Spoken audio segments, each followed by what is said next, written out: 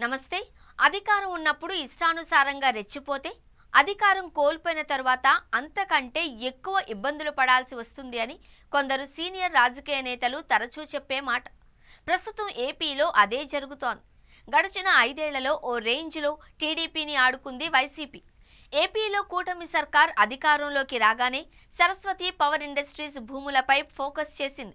పల్నాడు జిల్లాలో ఆ కంపెనీకి చెందిన భూముల్లో రెవెన్యూ, అటవీ భూములున్నట్లు వార్తలు రావడంతో ప్రభుత్వ అధికారులు వేర్వేరుగా సర్వే చేపట్టారు. దాదాపుగా 4 మండలాలలో సర్వే చేశారు. చివరకు మాచవరం మండలం వేమవరం గ్రామ పరిధిలో 20 ఎకరాలు అసైన్డ్ భూములున్నట్లు తేల్చారు. దీనికి సంబంధించి వివరణ ఇవ్వాలని కోరుతూ అసైన్డ్ రైతులు, అమ్మకాలకు సహకరించిన మధ్యవర్తులకు ప్రభుత్వం నోటీసులు జారీ చేసింది. 18 ఎకరాల అసైన్డ్ భూములు ఉన్నట్లు తేలడంతో వాటిని స్వాధీనం చేసుకున్నట్లు తహసీల్దార్ ఉత్తర్వులు జారీ చేశారు.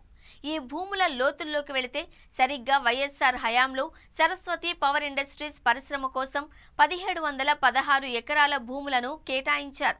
అప్పట్లో ప్రభుత్వం కేటాయించిన భూములతో పాటు ఫ్యాక్టరీ ఏర్పాటు చేస్తామంటూ ప్రజల నుంచి భూములను సేకరించింది వైఎస్ ఫ్యామిలీ.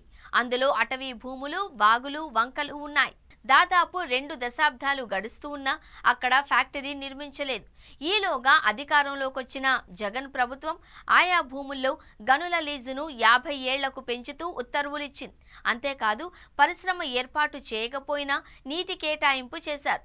అయితే అసైన్డ్ భూముల్లో సహజ వనరులు ఉన్నాయి అని ఆరోపణలు వెల్లువెత్తడంతో నవంబర్లో డిప్యూటీ సీఎం పవన్ కళ్యాణ్ ఆ ప్రాంతంలో పర్యటించిన విషయం తెలిసిందే. అప్పట్లో 1000 ఎకరాలలో అసైన్డ్ భూములు ఉన్నట్లు ఆరోపణలు చేశారు. చివరకు 18 ఎకరాలు అసైన్డ్ భూములను మాత్రమే స్వాధీనం చేసుకున్నారు. మరి ఆ రోజు అంత హడావిడి చేసి ఈ రోజు తుస్సుమనిపించారే అని రాజకీయ వర్గాలు అనుకుంటున్నాయి.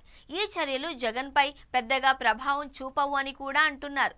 కానీ అన్ని 1000 ఎకరాలలో కనీసం 1 ఎకరా అసైన్డ్ భూమి అని తేలినా అది అక్రమమే.